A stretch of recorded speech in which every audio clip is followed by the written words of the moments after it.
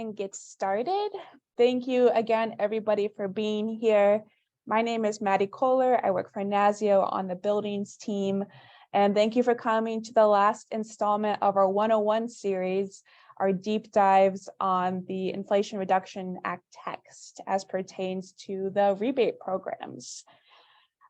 So today, if this agenda will look very familiar to you if you were able to join either of our meetings last week.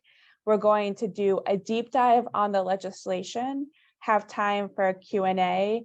We're going to do some key questions and some planning for our future working group meetings, more time for Q&A, and then we're going to have a states-only discussion. At that time, I'll ask everybody who does not work for a state energy office to leave the Zoom. So as per usual, the goals of this 101 series is to give a chance to really do a deep dive on the text and to help empower all the state energy offices on the line and really everybody on the line to know the legislation well enough to start preparing what they want and need from these programs, and to also help prepare everybody for what questions to ask of the Department of Energy, what requests to ask of the Department of Energy, and to get ready to have those kinds of discussions. So with that, we're going to turn things over to Carousel Rinaldi. Kara's been doing all of these deep dives for us, and we're happy to have her for the final chapter as well. Great, thank you so much. So I will share my screen and hope that, how's that looking? Can you see it? Yep, looks good. Okay, great.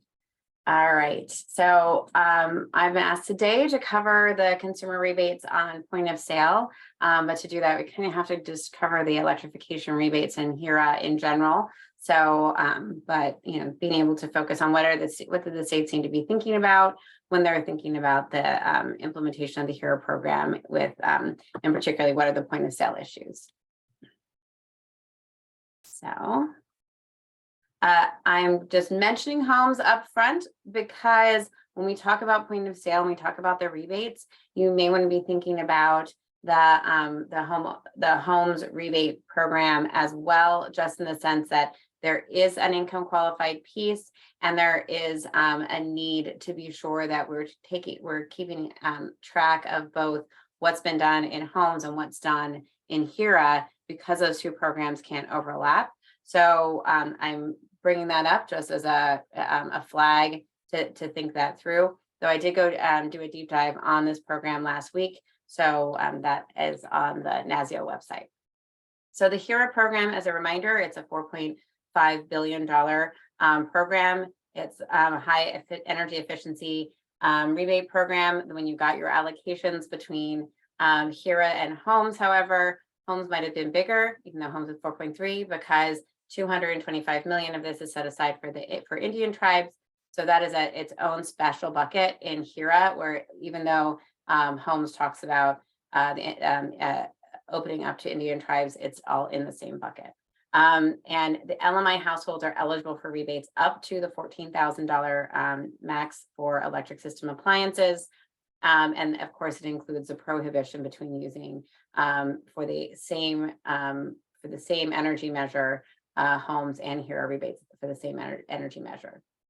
The maximum amount of the rebates are listed here on the slide: $8,000 for a heat pump, $840 for electric stove, cooktop, dryer, $1,750 for a heat pump water heater, $2,500 for electric wiring, $4,000 for electric load service box, and $1,600 for insulation, air sealing, and ventilation.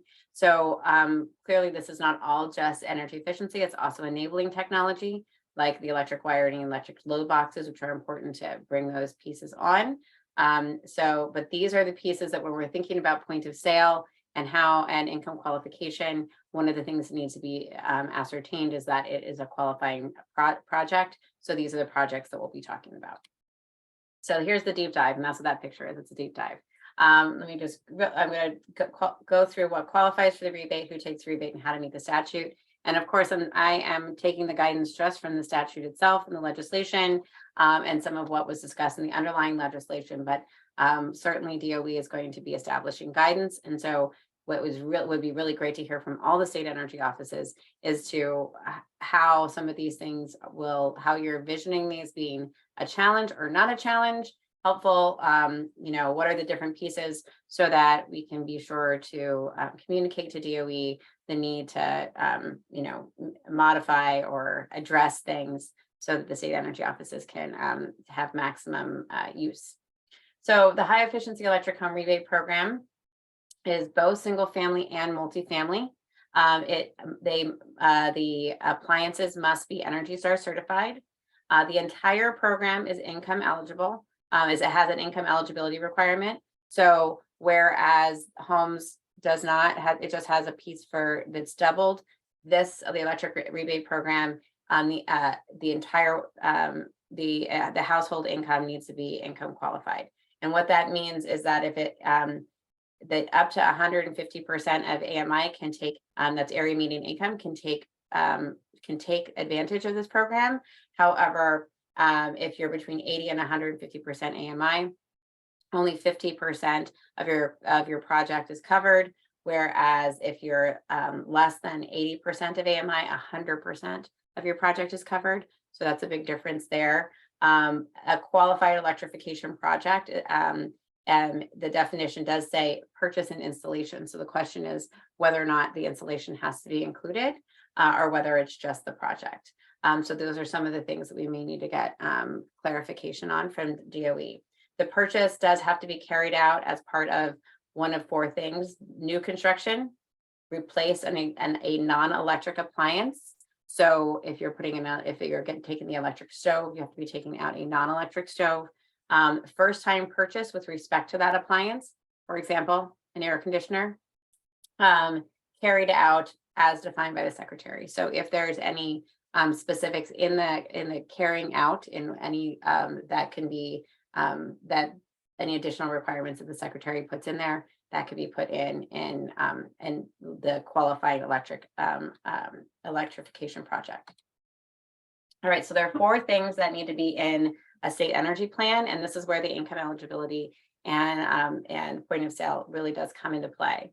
So the first is a plan to verify the income eligibility of eligible entities seeking a rebate for a qualified electrification project. So you have to, so the verification of the income of the eligible entity. And what is an eligible entity? So that's another part of the statute. It's one of three things. A low and moderate income household, that is an eligible entity. And again, the LMI is defined according to area median income. And an individual or entity that owns a multifamily building of greater than 50% LMI. And yes, I understand that sounds a little bit like we're making income eligible the owner of the multifamily and not the multifamily percentage. That's just how the statute's written. I think we would expect and interpret that actually what it is that it's if they're greater than 50% of LMI, that's the income eligibility that needs to be verified. And C, a government entity, and of course you're not you're not verifying the government entity, but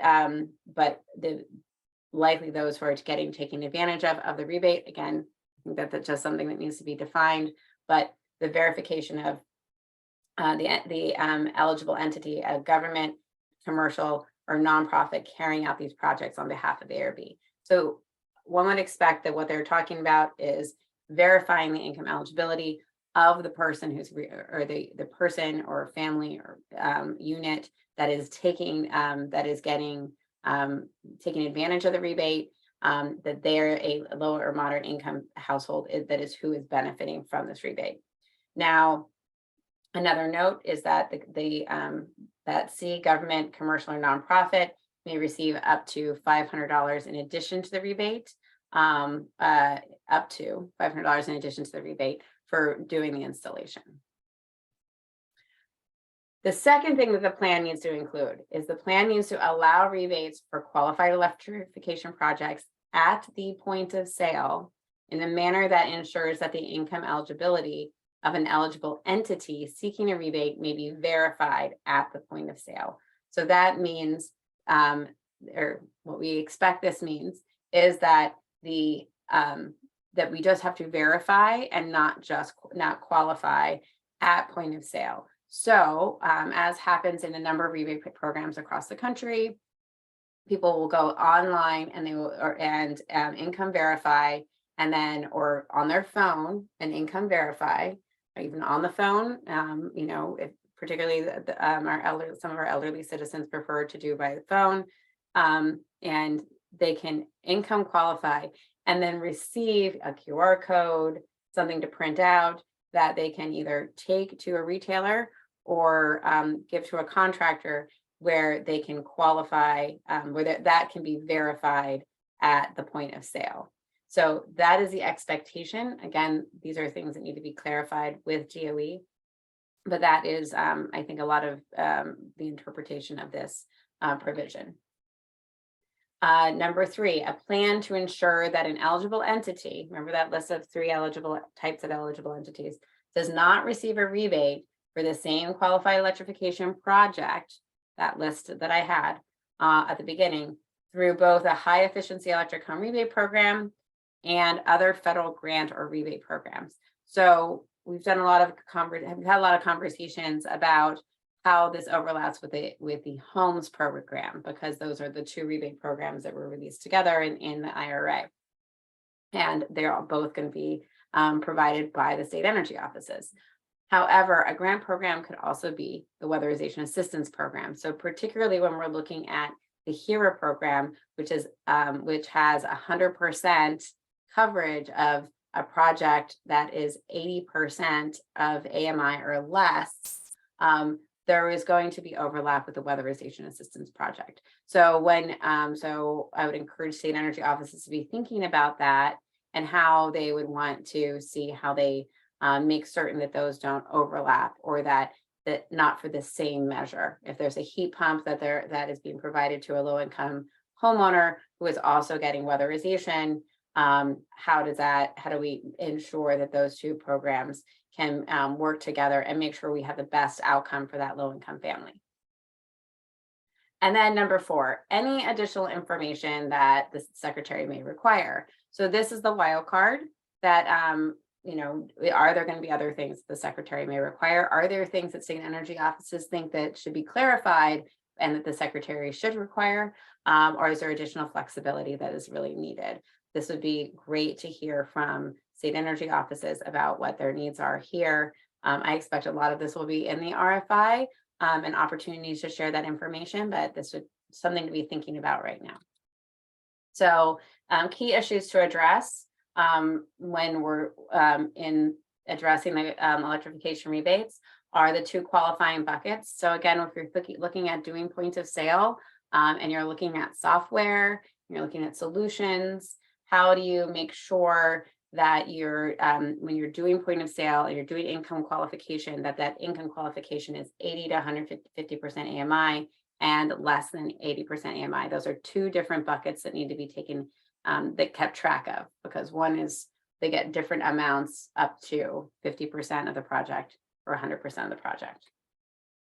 To qualify the project and verify the income eligibility at point of sale. So again, at the point of sale, at the time in which the purchase is being made, or that the contractor has been hired to do that, I would presume that would also be point of sale when the contract is signed. You need to qualify the project so that the project meets the Energy Star, it meets the criteria that is on the list, and then also that the verification of the income is eligible at the time of sale. And also the qualifying of the project is that the project is replacing either the first new purchase of that appliance or replacing a gas appliance. It's that you don't use more than $14,000 over potentially multiple retail points. So this is one piece where it may be a little bit tricky, which is that you've got once somebody has income qualified, they have $14,000 to spend on a host of potential electrification projects. And they may want to buy a stove at Sears and a heat pump from their contractor and insulation from Home Depot, how is this, where is there a place for DIY in this? Or is this entirely an installation project that it can be required? Those are some of the things that we'll need to get some clarification about. The 50 to 100% of the cost of the qualified project. So make sure that what is the qualified, we define the qualified project, and then 50% or 100%, depending on where they stand in AMI, like where an area median income is this low income homeowner. And specific items have to qualify for Energy Star. Again, something that needs to be determined as a qualified project. And of course, there's no double dipping in homes or WAP, which I talked through already. And then this is what I usually, when I'm talking about this, there's so many different pieces. So usually if we, in the discussion assumptions, I've said, okay, let's assume that the qualifying consumer has $14,000 to spend on qualifying equipment, that because it is up to, and that the equipment rebate is at the full amount of the law. Again, each of those amounts, 4,000, 8,000, those are all based on a maximum. So it is possible that a state, let's say a state decides that it already has a robust electrification program that they're doing through their utility program. And they are concerned that if they put the maximum amount of the rebate, it could go over 100% of the overall cost of the project. In that case, they may choose to, the state energy office may choose to reduce the rebate and not give the maximum, and therefore have more money to reach more people over a longer period of time. This is just an example of something that I think the law leaves open the door for. And if that's something that the state energy offices will want to pursue, it's something that we want to make sure is available. The eligible entity is if we're in when you first start the discussions, thinking about the eligible entity as a consumer purchasing from a retailer or a contractor, so that you don't actually know the full cost of the project. Or then you think about how would it look if you included the actual installation costs, and how does that work in that process. So when walking through those pieces, if you can answer those three pieces, then start adding, okay, now we're looking at multifamily. All right, now we're looking at a nonprofit that's doing it for a multifamily building that has 100 units where over 55% qualify LMI. Those are, start with the simple, make it more complicated. Because that's how I've been kind of working through the different scenarios. And with that, I'll say thank you. It was relatively quick. I was just wanting to be able to talk about point of sale and income qualification per Maddie's request, but I thought we needed to talk through some of the other electrification pieces to be sure you had it all. And with that, happy to take any questions as best as I can. Thank you for the presentation. We'll go now to what is in the chat for questions. If anybody on the line has questions or comments, feel free to add them to the chat, or you can also turn on your video or raise your virtual hand and jump in that way too. So I will start at the top. So the question is there any concern that the electric appliances may cost more to operate than the existing natural gas appliances for folks who are low income? In most cases, maybe efficiency of the new appliance will overcome that, but how do we make sure that's the case? I think that is absolutely a concern. I've heard it from a number of different state energy offices, and in fact, during the debate and discussion on this issue, it was brought up many times, including by NASEO, that we want to make sure that there's a good outcome at the end of the day for that homeowner. And I think everyone is, feels the same, that we want to make sure that the homeowner at the end of the day has a good outcome, both in comfort and meeting the needs of their family, but also that they, particularly for low-income families, that they are further strapped by their energy bills. And if you are putting in a heat pump and you're not putting in insulation, for example, that could lead to some issues related to both of those, both of those of issues. So yes, everyone is really concerned about that. And I think that, it would be really wonderful to hear folks' thoughts on if there's any rules or pieces that should be in the guidelines or that state energy offices are considering in their plans to try and address that, particularly states that have higher electric rates than gas rates. Mm-hmm. And also, of course, does not necessarily need to be consistent state to state how we address that. So what might work for Pennsylvania may or may not work for Colorado. We're open to all ideas as makes sense for each individual state. The next question is, would this include overlap with the energy efficiency revolving loan program? And Julie, you may want to jump in on this one, or maybe Kara, you remember in what context this question was asked.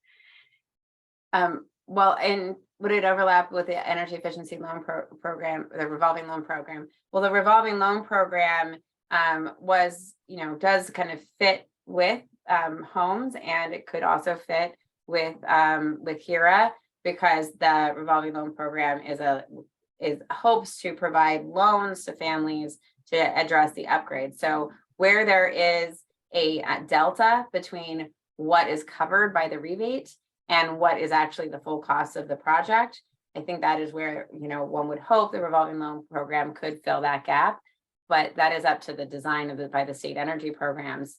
So I don't know of any that have actually been designed yet, but I would encourage states to consider designing them to marry with. Yeah, and that was exactly what we were looking at, was potential to cover that other 50%, especially for those families that don't have the 50% to even be eligible for the rebate. So thank you for that clarification. Yeah, no, that's exactly how I'm glad you're thinking about it that way. That's how I would encourage folks to be thinking. All right, the next question we have is, does NASEO have any insight on how narrowly or broadly same qualified electrification project will be defined? And then I'll take a sort of reframe it a little bit to describe how NASEO is thinking about it, and then Kara, feel free to jump in. So what NASEO is thinking about and recommending to DOE is to find a way for the homes in the HEEHR rebates to be allowed in the same house. And the way that we're proposing to do that is to not include the energy savings of any of these appliance upgrades in the modeling or the measured approach in order to get your home's rebate, which is not quite the question that was asked, but that's how we're currently looking at it. Kara, do you want to jump in with anything? I think that's exactly right. And DOE in their webinars has confirmed that they are looking at it too, to say that the qualified project, the exact project that you're using, wouldn't be the same as in homes. I will note that we're looking at 100 up to 150% area median income, and when you look at 80% and below area median income, that's 100% covered and much more generous than the homes program for those appliances. So you may so there might be I would see if your homeowner is 80% and below for those products, they're probably going to take the electrification program, just because they could get up to $14,000 to, in a package, versus where they would max out at, even at saving 35%, $8,000. The next question we have is, how is income defined? Is it taxable income? It's it's a HUD definition of area median income, and I believe it's taxable, but I'd have to go back and look at it. But it is the HUD definition as defined in the law, so we could easily find that out for you. Great. The next question is, how will you verify that a new electric appliance is replacing a gas one? Will people just self-certify? Just having this conversation with somebody today, and it's a great question, and it's not one that's answered by the law. So I can tell you my thinking about it. It would be that maybe when you purchase, you click that you are replacing. It will be a question: are you replacing a natural gas stove? Yes, this will be. And if you're having it installed, this will be confirmed by the contractor, and then the contractor who's taking out the gas stove you're taking out a gas stove. So I think that there's easy ways of doing kind of self-certification, and if installation is required, having somebody verify, that like a third-party verification there by, if you consider the contractor third party in this case. But I think this is answerable, but I do think that there's going to be generally self-certifications. And it'll be a combination of both what boundaries does DOE want to set up combined with what boundaries do the states want to set up. Exactly. So this is another one of those circumstances for any of the states who are on the line who have a preference about how DOE handles this. Please feel free to send it our way so that we can communicate that to DOE. Perhaps you'd like DOE to decide what the minimum is. Maybe you don't want DOE to decide what that minimum certification requirement is. Any thoughts are always welcome. The next question that we have is, will state energy offices be able to use a portion of the funding to hire a vendor to administer the 2 rebate programs on its behalf? So 20% of the program is, can be used for administrative costs. So up to 20% of the program can be used for administrative costs. And that, I would presume, could be used to hire a vendor to administer the rebate programs. I'm expecting a lot of states are not going to be administering the programs themselves, but seeking outside support for doing that, just because that's what we see utilities and others doing.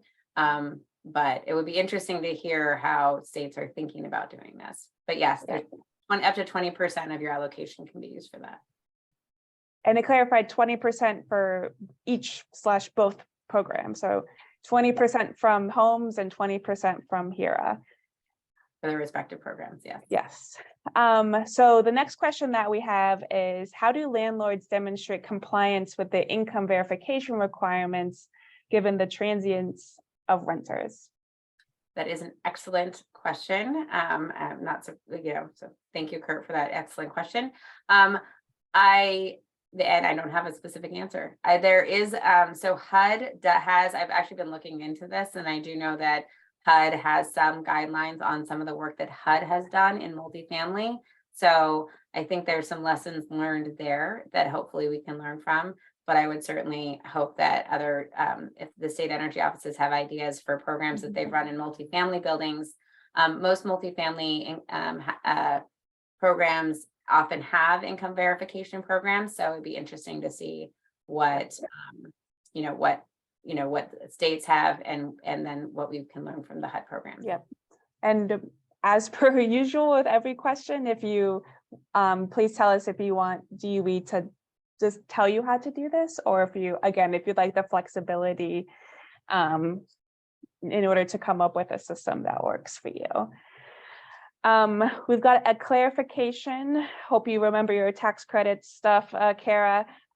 Just wanted to verify that the efficiency standards are different between HEEHR and 25C tax credits. HEEHR looks like is Energy Star requirement, where 25C is the highest CE efficiency tier. Yes. Is that correct? That is true. And you could we have every expectation that we have not received the guidance from the IRS on 25C's implementation next year. But we have every expectation that you're going to be able to take the 25C tax credit and the rebate programs, noting that HEEHR is for income qualified and you have to have a taxable income. So some portion of the HEEHR of those who are who receive HEEHR would not have taxable income, and 25C is not refundable. So those are the only things to add. Yeah. Ari, I see you have your hand up. Let's go to you. Thanks, Maddie. My name is Ari Gersman. I'm the Associate Director for Policy and Compliance at the Department of Energy and Environment in the District of Columbia. Thanks for your presentation. 2 questions. One is, can you talk a little bit about categorical verification and basically demonstrating that if a client is already eligible for SNAP, that they'll then, get eligible for homes in HEEHR? and what that could look like and what the suite of programs are that would categorically make you eligible? I'm really glad you brought that up. I forgot to mention that, so thank you. And Maddie and I were actually talking about this earlier today. It's not listed in the statute, so I can't give you a list of, farms, SNAP, LIHEAP, WAP. But there certainly is a list and categorically eligible, and talking with those who do these types of programs of income qualification and point of sale, having categorically eligible is a great way to at least get people started, and so they don't have to refill out forms that they've already filled out before. I will note many of those programs are based on state median income, are based on the federal poverty line, and this is area median income. So there will need to be a crosswalk to some degree on that, unless the states recommend to DOE that they just make something else across the board qualified. So yeah, I think that makes a lot of sense. Just having DOE say if a customer is qualified for X, then they are automatically qualified for these rebates. That's a really good point. And if I would ask that state energy offices who are participating and think that they have some recommendations for what those would look like, that would be great. Yeah, thanks. And then my other question, Maddie, if it's all right, is so I'm sure lots of states have different rules about it, but here in the district, we have inclusionary zoning requirements for new buildings. There certain apartments have to be available to income qualified personnel or clientele residents. Is it possible to craft one of these rebate programs so that it's a developer of a new building who can make themselves eligible for rebates when they're constructing a unit that is only available for income qualified residents? I believe the answer to that is yes, because the HEEHR program, it does say it's available for new construction. That is one of the pieces to that. I was able to put every single bit of the bill in my slides, but maybe I'll need to add that. But yes, it does specifically say new construction. So I would anticipate, and it does say that those who are, installing for low-income families, and it does also define what is a low-income multifamily building. So putting those together, one would presume that a new building that is being put together and is constructed to specifically hold those who meet that qualification, that you would check each of those boxes and therefore qualify. So that would definitely be a circumstance for the tax credit is extremely important, because the taxable entity there is the corporation, the developer. Right. So it would be important to, so it is interesting because the HUD we'll have to look back at the HUD definition, and I think that is something that it's a good point we need to bring up to DOE to provide some guidance on that, because I don't think the intent necessarily was that the low income homeowner, if they were receiving the rebate, that they would then have to be taxed on that. But would the developer who is receiving it on behalf of that low income homeowner and putting that in be taxed on that? And there are different kinds of taxes. One is personal, one is business. So really important points, Ari. Thank you for bringing those up. Great, thanks. Thank you. We'll go back to the chat, and the next question we have is, what is the likelihood that states will establish efficiency requirements where not mandated in the law? For example, electric load service center rebates can be used without purchasing more efficient equipment and appliances without ENERGY STAR certifications. Less efficient appliances can be purchased if they're replacing non-electric appliance, regardless of efficiency levels. I'll guess, Kara, feel free to add commentary, but I don't think we could say now what the likelihood is of a state doing something unless a state wants to jump in to address this. Well, I will say it does say in statute that the appliance needs to be ENERGY STAR, but I think the issue of being able to purchase electric load without, like, if you were like increasing electric load because you want to put on more Christmas lights and not because you want to install you know, a heat pump. I don't know how we would I don't know how that would be necessarily addressed by the states unless they paired these programs together. And if any states on the line would like to have a space to discuss that issue in particular, I'm happy to organize it. The next question we have is there any consideration for leaving a gas or oil heating system in place when installing heat pumps as secondary or backup heat, or will customers be required to take out their current heating system? So I brought this up right after the bill, like I actually talked to the Hill right after this passed because of my because I was concerned, because I know this is actually common practice right now for the peaking time, because their, you know, heat pump may work certainly during the shoulder seasons, and it could, at a cold weather heat pump in a well insulated house can work all weather, all season, but that in some parts of the country, in particularly in older homes, that may be hard to get all the air sealing all the way down, that they have been leaving in those backup generation. I don't think that was the spirit of the law. I think the spirit of the law was actually to remove it. However, because it does say first time purchase of that appliance, the question is, you know, does that, I think this is going to be something we would need to get definition from DOE on and clarification. I was told from the Hill that because it's the first time purchase of the heat pump, then that's okay. That said, you know, I think that there would be those who say that boiler, it was for the same purpose and therefore needs to be removed. So I think that that's going to actually probably even be a DOE Ledge Council question. But I think that absolutely is something that states should bring up, because I know a lot of states have that in their existing programs. Yep. Good point. Going in a slightly different direction, are administrative costs defined in the law? It says for administration and technical assistance, I believe. So it's and it's pretty much the same thing in both. I can actually find it in just a second, but it's just not in terms of can you use it for this, that, or the other thing. Can you use it, for example, this is Lloyd, can you use it to hire Franklin Energy?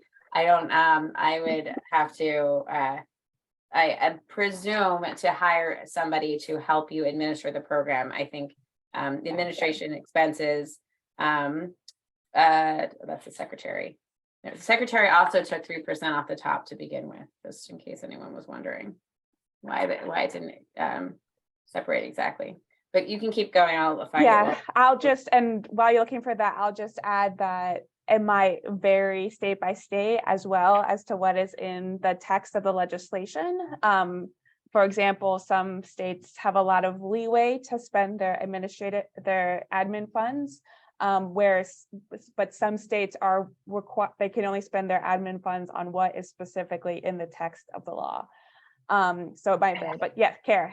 It is shall not use more than 20% of the grant amount for planning, administration, or technical assistance related to a high efficiency electric home rebate program. And it's basically the same language for homes. Yeah.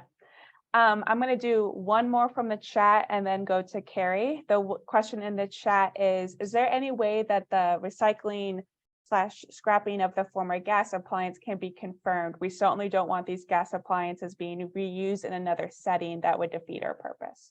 Really good point. One to put in the comments, and whether or not a question I would ask is, would you want this to be to the states? Is that something you would want to be required by DOE or as part of the plan? Or is that something that you just think is a good best practice to be in the plan?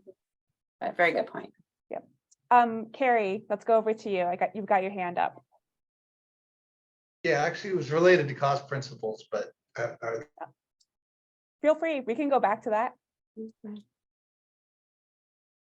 The administrative, if this is SEP funding or comes through SEP, there are cost principles in like definitions to some degree on what's admin. So I don't know if that helps to answer that question or not. Because I don't know the answer. I was just wondering if that. Oh, on administrative costs? Well, I mean, because it's defined in the law associated with the program, I think that would take, that at least has to be applied, whether or not there, but you make a good point that there may be other things that DOE may want to apply because it goes through SEP. So that is a fair point to be looked at. Yeah. And on Heidi's question, I know she's my colleague, but I don't think I want to have to. I don't want to have to verify that whether the former guest was scrapped. Yeah. I think I wouldn't want it to be required that we verify it. You know, maybe suggested or best practice, as we said. Yes, maybe give some options for how you could execute it. Just in case anyone doesn't have an eye on the chat, this is going back to our conversation about the differences in the standards between Energy Star and CEE. Adam from DOE is just reiterating that please let NASEO know when we can communicate to DOE if you'd rather those standards be unified or different. And then you can also submit your thoughts on it during a forthcoming DOE request for information on the home rebates. Oh, we will, Adam. Carrie, do you know, we've got a question in the chat, if there is a good resource or database to check for AMI numbers? It's the area median income. Yes. Well, there is HUD has a list, and the HUD, you know what, Maddie, maybe I will send to you afterwards the link for the HUD definition that we believe that it's pointing to. And because it does have a list of like by area. So, and then you can share that with them, with the states. Absolutely, yes. Let's see, we've got a comment here seconding Aaron's question about whether or not the previous gas or oil needs to be replaced with a heat pump. And let's see here, we've got a comment here. Utility programs do have to create a system to verify that an old refrigerator, once removed and replaced with newer efficiency, to show that it's scrapped, recycled, rather than reused somewhere. So maybe there's some lessons to be learned from utility programs about how to check that something was recycled or not. And I remember New York had a successful, this is years ago, window air conditioner program that they did. They switched out for Energy Star, and they recycled the old one. So I'm sure that there, and this would be great. Thank you, Janine, for that. If there's other states who've done programs like this, or who know of utility programs that have been successful. Carrie is right now mad at us for even talking about it, I'm sure. But we're seeing, but if there are some best practices that can be shared amongst the states, that would be great. Yeah. Any other questions or comments from the group while we still have Kara? People can continue to think while I go about sharing our plans for next steps for future meetings. So this is our last instance of the 101 series. Hopefully you've found it helpful, and you might have had your full of these topics already, but beginning next week, we are going to transition to topical discussions. It'll be a conversation with states that are willing to present on their experiences with residential programs, and then with discussions about what we want to address as pertains to these specific pieces of legislation and the guidance that DOE will be producing. So I've got them divided into 3 categories, 3 different series. One on measured energy savings, one on modeled energy savings, and then one on this appliance rebate program. So I will send out all 3 of those series to everybody on the line. These will be open to both states, affiliates, and other participants in this task force. You certainly do not need to come to all 3 of them. You can choose which topic is the most interesting to you or the most relevant to your state. But those will be coming your way. They'll, like I said, they'll start next week and then they will run through the end of January, stopping right before NASEO's Policy Outlook Conference. That's in early February. So look out for those. That is it for now. No one has spoke up with any additional questions. So I think at this point, we'll say thank you to Kara and ask all of the non-state energy folks to leave us now.